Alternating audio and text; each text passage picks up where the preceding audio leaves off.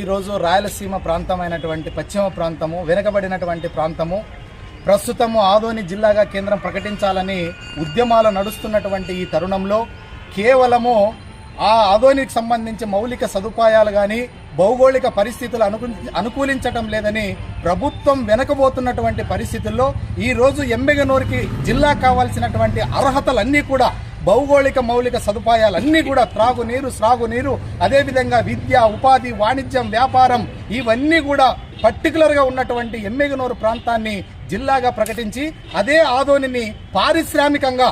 అభివృద్ధి చేయాలనేటువంటి ఆలోచనతోన అదేవిధంగా ప్రతి నియోజకవర్గం అదే మంత్రాలయం నియోజకవర్గం ఏదైతే ఉందో దాన్ని పర్యాటక కేంద్రంగా చేసి అదేవిధంగా ఎయిర్లైన్స్ కూడా అక్కడ వచ్చేటట్టుగా ఏర్పాటు చేయాలి అభివృద్ధి చేయాలని పత్తికొండ నియోజకవర్గాన్ని మార్కెట్ వాణిజ్య వ్యాపారానికి ఒక హబ్గా మార్చాలనేటువంటి ఉద్దేశంతో ఈ రోజు ప్రజా సంఘాలు కుల సంఘాలు యువజన సంఘాలు అన్ని కూడా మద్దతుతోనే ఈ రోజు ఒక జేఏసీని ఏర్పాటు చేయడం జరిగినది. తక్షణమే ప్రభుత్వము ఈ రోజు ఆదోని జిల్లాగా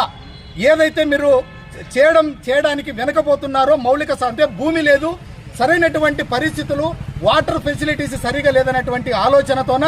ఈ రోజు వెనక్కిపోతుందో తక్షణమే ఎమ్మెగనూరుని జిల్లాగా ప్రకటించి అది పారిశ్రామిక హబ్గా అక్కడ ఆదోనిని ప్రకటించాలని చెప్పేసి ఈ రోజు మా ప్రజా సంఘాల మద్దతుతోనే ఈ రోజు ఒక జేఏసీని ఏర్పాటు చేసి రాబోయేటువంటి రోజుల్లోన ఖచ్చితంగా రేపు కార్యాచరణ ఏంటనేది మేము ప్రకటిస్తాము. ఎమ్మెగనూరు జిల్లా ప్రాంతంగా ప్రకటించేంత వరకు మా పోరాటం ఆగదని కూడా మేము తెలియజేస్తా ఉన్నాము. నా పేరు శ్రీరంగయ్య, సమతా సైనిక దళ అధికార రాష్ట్రపతిని. జై భీమ్.